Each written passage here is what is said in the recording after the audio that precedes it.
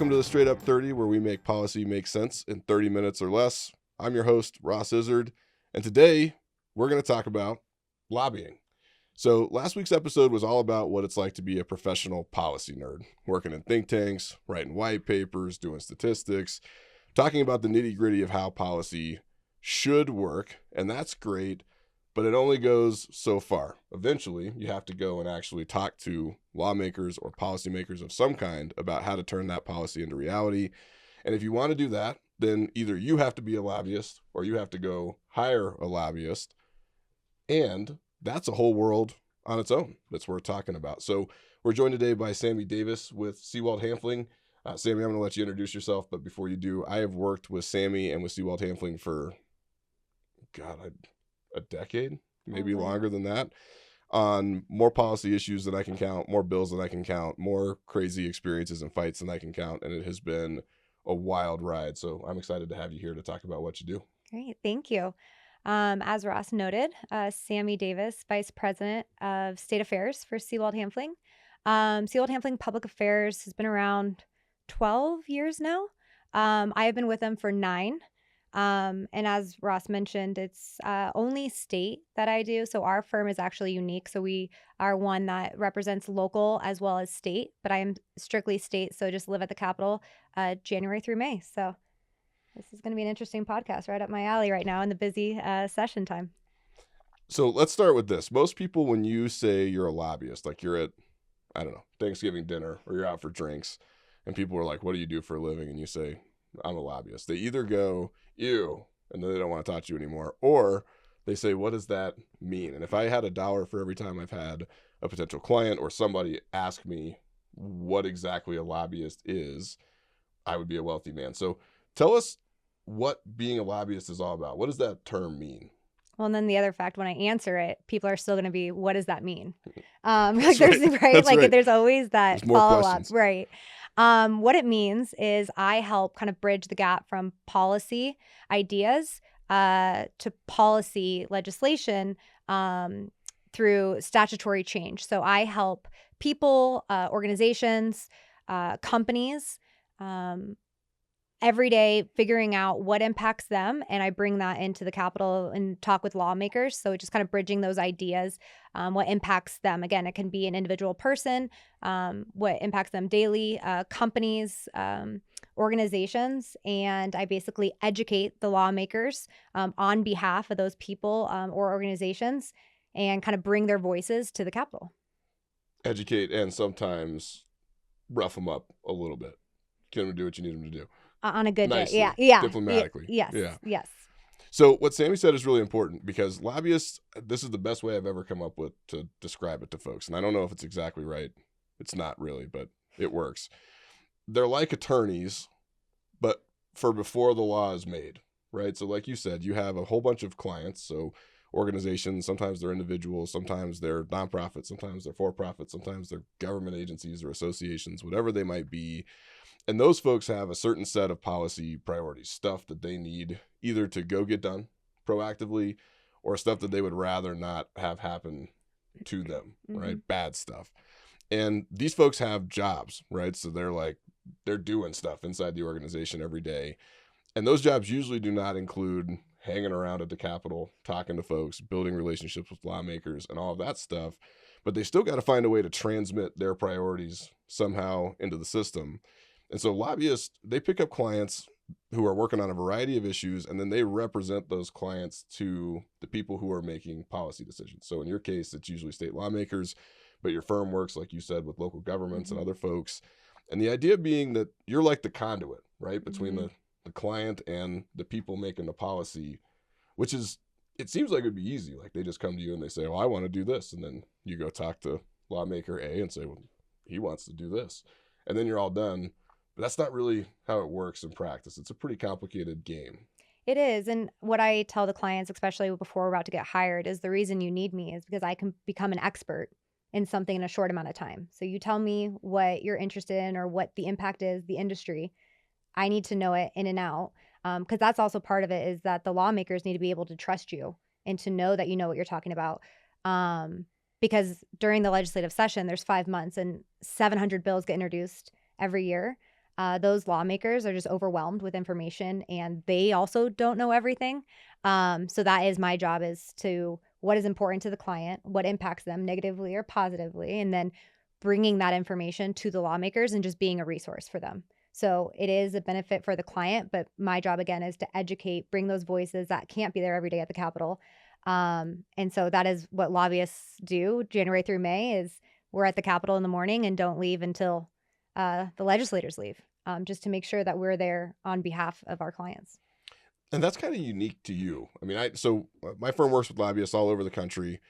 Some are great, some are not as great, depending on what we're working on. But a lot of them are not policy people. And that was like a really huge learning piece for me when I first got involved in government relations, was that I assumed that lobbyists were policy people, and they kind of knew what they were doing and they knew what they were talking about. And you really do. You take the time to sit down and read the issues. I mean, you and I will rip through bills and talk about specific amendment language and everything else, but not every lobbyist does that. A lot of That's them fair. really just focus on what I would consider influence, right? And people kind of term this whole thing as the influence industry, which sounds kind of gross, but is the case, right? So how do you influence the process and influence government to do what you need it to do?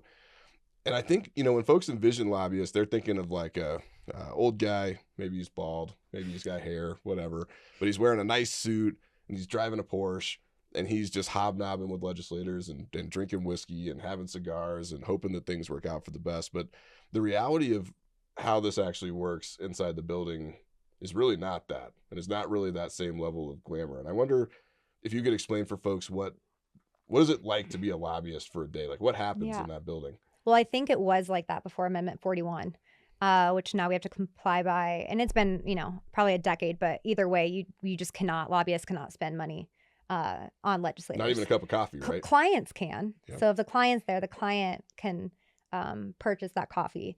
But yes, a lobbyist cannot.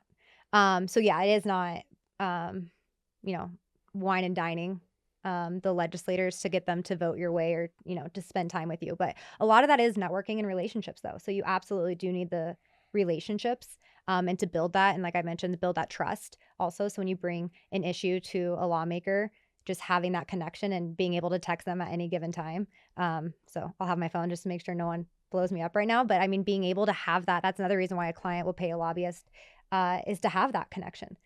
So right now I could, text anyone I needed and get a response. And that's back to the client, whether that might be an issue that is longer term that we need to discuss, or it's just a quick answer of, hey, I heard this might be coming. Is this true? And I can quickly get that answer for them.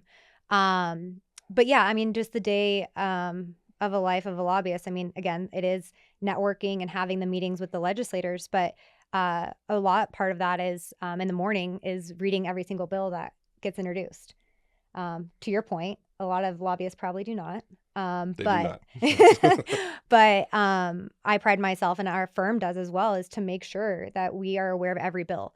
And the reason you read every bill is because there are a lot that just gets thrown in that is not in the summary or kind of a title of a bill, and really you just need to kind of know the ins and the outs. Our firm represents most industries, so that's another reason why I have to read every bill.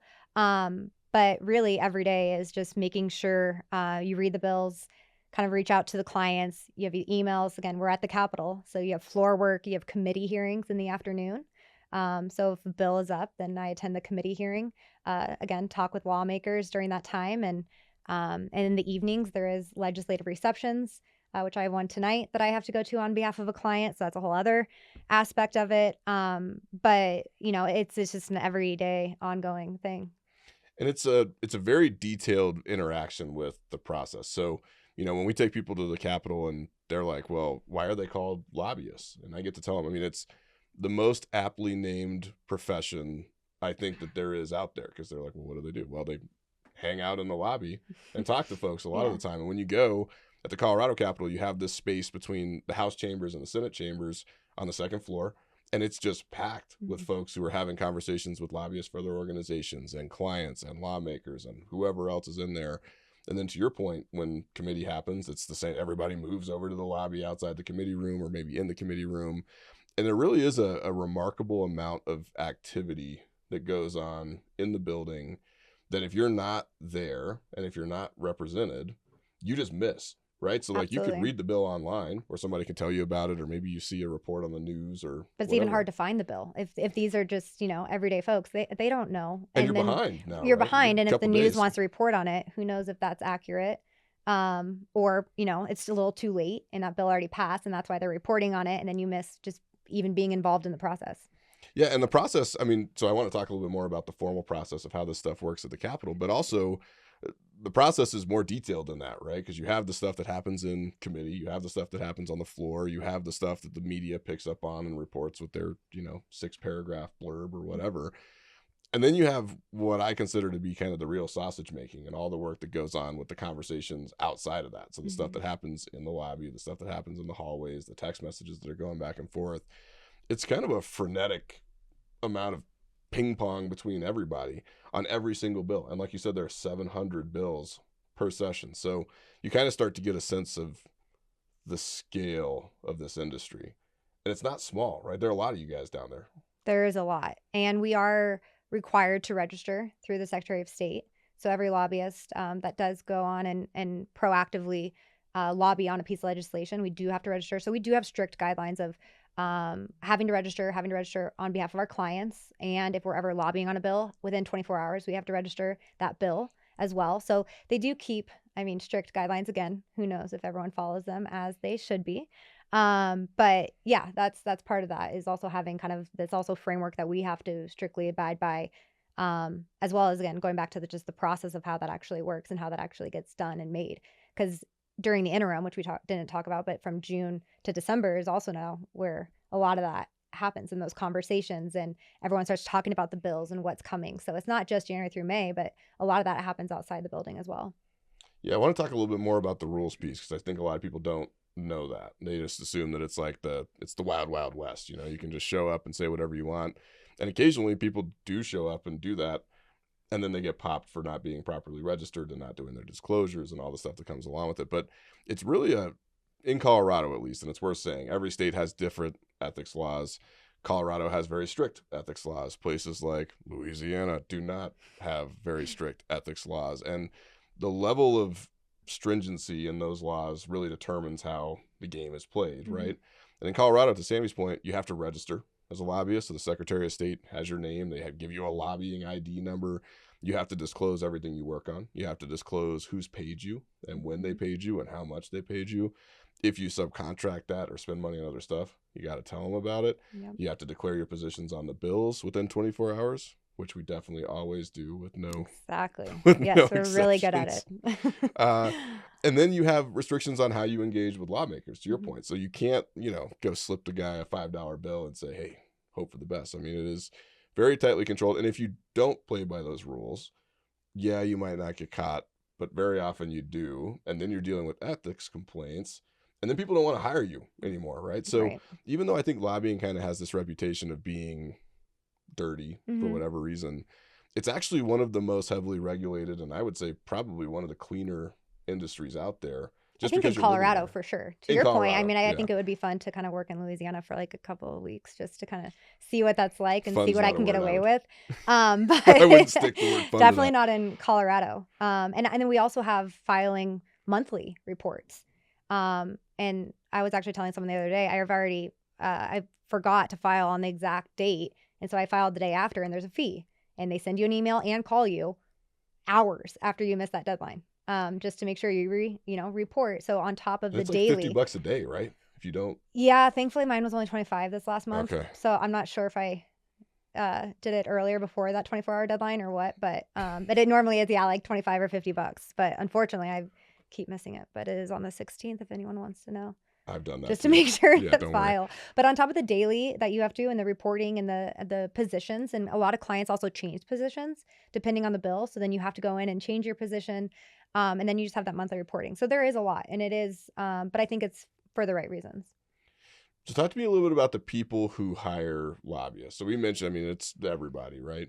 But I think sometimes when folks hear the word lobbyist, they have this preconceived notion that we're talking about, like big pharma, right? Or agriculture or tobacco or whatever. Like pick a scary industry that people want to poke on. And I know some of those might be clients. So we don't have to talk about all of them. But You can pick any industry that you want, and people sort of assume that that's what's going on. But one of my big learning experiences when I first started out in this world was that actually everybody kind of lobbies. And so you have folks down there who are lobbying on education issues, and folks that are lobbying on housing issues and foster care issues and a whole bunch of others. And even though people sort of have this negative sense of what a lobbyist is, they forget that the stuff that they care about and the stuff that they believe in is probably also being lobbied. And if you're not showing up to do it, well, I mean, if you're not at the table, if you don't have a seat at the table, you're probably on the menu, right? Exactly, Somebody's gonna get what they want, and you're not. I wonder if you could talk a little bit about the types of folks that you work with, and just sort of the gamut of people who, when you're out in that big lobby area between the chambers, you've got, God, I don't know, hundreds of people in there. Who are they representing? Who are you working with? Yeah, and I think, that is fair. I mean, there is still big pharma, liquor. There's definitely some big names that will have lobbyists, in the way you kind of see who is kind of a larger scale. They'll have multiple lobbyists that represent them. So that's another way you can kind of see kind of what they're working on, kind of how big scope it is. They will not just hire one, they'll hire multiple. And again, that goes back to like either networking, Democrat and Republican, like there's just a variety of reasons. But then there's this other part where a lot of associations, and we represent a lot, are smaller. They can't afford a whole lot. So we, that will be our firm that will go and represent the small kind of voices. And also rural counties, as I think a lot of people forget that Denver is, just the city, but there is a lot around Colorado that is not, their voices are not heard because they cannot drive to the Capitol every day, or they cannot, even be present. So that's also talked a lot about in the legislative process, of just how it works is the rural voice seems to be left out a lot. And so those are also ones that will hire us. But some of our clients, so I am privileged to represent Adams State University. So that's another one that's down in the valley. So Alamosa, which is pretty far. So every time something comes up, it's, a 4 or 5 hour drive, depending, for the client to come in. But yeah, so I think it's a wide range, right? So we represent a lot of associations and organizations, from just business to cannabis to healthcare, technology, transportation. So I represent Colorado Motor Carriers Association, which is roughly like more than 500 trucking companies for the state. So that's that one keeps me pretty busy. So it's a wide range, right? So you have some associations that are very large, like I mentioned, and then I have another one that's pretty small, and we roughly have about 30 or 40 members, but they're equally as important. And I think that's the other part that I think people lose sight of, is that every client is important and every voice is important. And just because you're a larger, let's say big pharma, and you can pay more, doesn't, I mean, at least in my eyes, doesn't mean that you handle them any differently than you would any other client.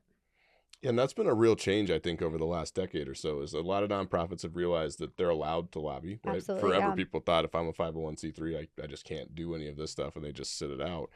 They're starting to wake up and realize that they can lobby. These are folks who are, I mean, they're clearly not in it for the money, right? They're in Right. it for whatever issue they happen to care about. Just working with us, you're working on foster care issues, Yeah. foster housing issues, education issues, charter school issues, none of which is for big, wealthy associations. Right. They're for schools that are trying to make it happen, or small associations that are trying to represent themselves better, or nonprofits that are in the space who are trying to translate their philosophy and their guiding principles into policy change. And I think that's one of the cool things, is that you go down there and it's not just a bunch of custom suits and industries beating up each other. There's a serious policy discussion going on a lot of the time between various organizations that are working in coalitions, or they might be opposing each other, whatever it happens to be on any given bill. But they're coming at it from a how the world should look Right. perspective. And I think that kind of ideological lobbying that's focused on policies that are designed to do what people think is good for society and good for people is not a type of lobbying that people think of often. Right. And it's not a type of lobbying that a lot of lobbyists do, to be honest with you. We've had folks that, we'll go out and talk to a firm, and I won't name names, but we'll go out and they're like, well, are you a huge industry? And we say no. And they're like, sorry, man, keep looking.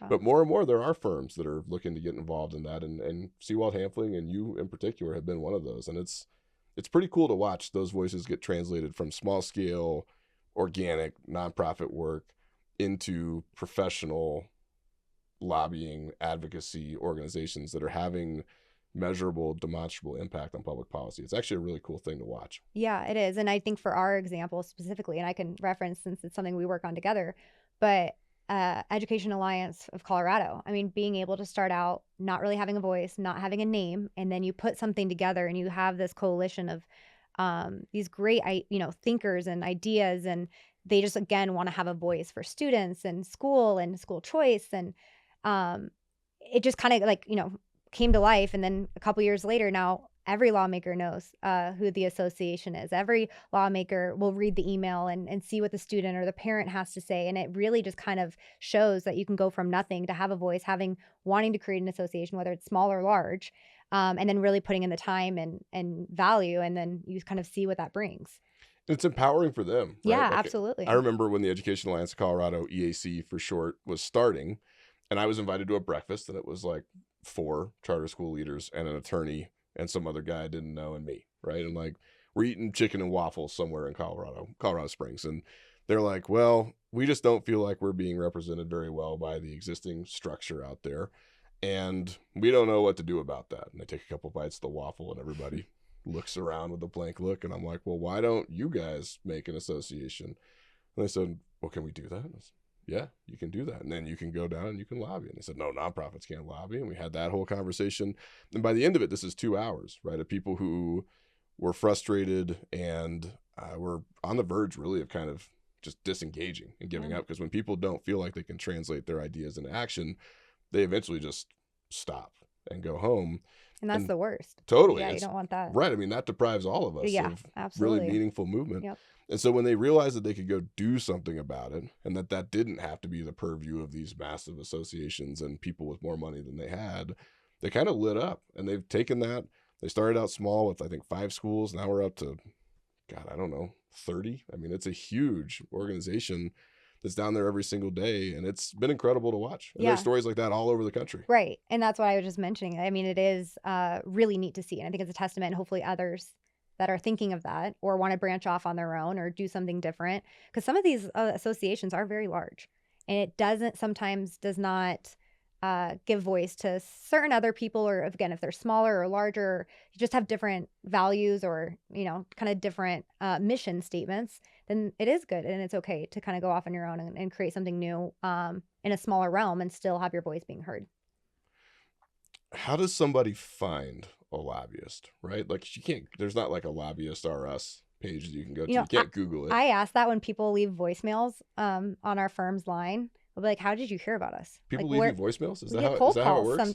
Sometimes we do. And we are actually, your shock is equally as ours when we get a call on a voicemail and someone leaves like, hey, we want to talk. And we're like, wow, that was easy. We didn't even have to do it. Like, how do you know about us? What are we doing? Like, it's very unique. It doesn't happen all the time. But I think, at least I've known of a couple of clients that have turned into clients from a voicemail that they left on our line. How you find a lobbyist? Great question. See, this is the big thing, right? You can't just go shopping for them. You need them. Right. You're going to need somebody to help you do this stuff, but they're tough to find. Word of mouth and talking to people. I mean, we just brought on a new client that was getting a budget reduction for early childhood. And we asked, how he heard about us. And he heard about Sewald Hanfling from one of his friends in Colorado. He's actually out of state in New York. And he was like, we were in the education space and I was talking, hey, I think I need a lobbyist because our budget's going to be reduced and I don't know what to do. And we are kind of partly out of state. And I know that's not ideal for Colorado. They probably want someone in-house. And he was like, well, I'm not sure if they work on early childhood, but you should reach out to Sewald Hanfling. And that was just the word of mouth. And I think with our firm especially, I have 2 bosses that worked for mayors, the governor. So, I mean, it's our connections that kind of are deep. And thankfully that's kind of helped bring in clients. Also, a lot of, as I mentioned, all these associations that we represent individually will have other companies or have this. And then they're like, oh, I also want representation for my company. So there are, a part of the associations that we represent also have separate clients within that kind of stream off. So, I mean, yeah, it's like, but to your question, if anyone randomly wanted to find a lobbyist, I guess you could Google. You could Google, or you could spend some time talking to folks who work in the space, Right. So That's a yeah. and that's always the hardest part, is that it's hard for people to translate their stuff into direct action. Right. Which is part of Right. what my firm does. We're not really a traditional lobbying firm. We do a lot of helping people figure out how the hell to go and do the stuff that they want to do, which includes lobbying, because otherwise it can be kind of scary and they might not. Right. I they mean, might even not get answering there. that question, I think it's not like, right. For people that, even if you're in the space, if others don't know a lobbyist, Totally. what's your next step? And here's the other plug. If you're going to hire a lobbyist, if you feel like you want to get involved in whatever you happen to be working on, don't wait until someone's trying to kill you, right? So like if someone's going to cut your budget, or you have an existential crisis, or something bad is going to happen to you, or you're going to miss an opportunity, waiting is the worst thing you could do. And I tell clients all the time that lobbying in most industries and in most areas in general is like insurance, right? You're way better off buying it, investing in it, and having it ready to go long before you have a serious problem in front of you, than you are jumping at the last minute once it's a crisis, and now it's a flurry, because you might not know where to start, and you don't know who to call, and you might get charged more, and you're on the verge of possibly dying, and you haven't had time to build a relationship. So if you're even thinking about it, now's the right time to talk about it. And you are exactly right. But unfortunately, more times than not, people call when they need you immediately. Like I just mentioned that one client, the budget it already went through. So it was more of like trying to redo it. And yeah. So it is interesting, but it is like insurance. I actually like that because it is necessary. And I think also just having someone there to let you know what's going on at any given time. So again, before you miss it, or before you even find out, we would be the first ones on the ground to let you know. And that's our job, is to hear about what's going on, to have these conversations, to talk with we didn't even talk about like departments and agencies. Yep. And I mean, there's so much to it. And now that we're going into election year, I mean, things are going to be changing, and just the governor and kind of what that looks like. So just always kind of being in the know and being in the right place at the right time. I think it would be a lot more helpful for everyone if everyone had a lobbyist year round, instead of just at this certain critical moments, because that makes it way harder. Well, and I mean, if you're going to do it, you should just go and do it, right? Right. And to your point, if you have the right representation, maybe the bad stuff doesn't happen in the first place, right? So you don't have to have a big shooting war or a big fist fight with them about whatever issue it might be. So if you're thinking about it, you should definitely go do it now. Don't wait. And maybe the best place to start would be taking a look at Sewald Hanfling. So if they wanted to find out more about you or your firm, where would they start, aside from the voicemail? No, just reach out to us. I mean, the other thing I think is so great about our firm is that we all constantly are taking meetings with anyone that wants to learn about the process, or just engage, or just meet with us. We also have 2 interns every legislative session. So that's another thing that we do, is we bring in college students or recently graduated students and help learn the process, learn what's going on. So just our website, and then reach out to us, me or my bosses. Awesome. Well, Sami, thanks for joining us. Yeah. I'm sure I'm going to see you down at that godforsaken building soon enough.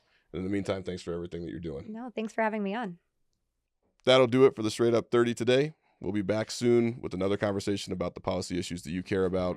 And we'll see you back here real soon.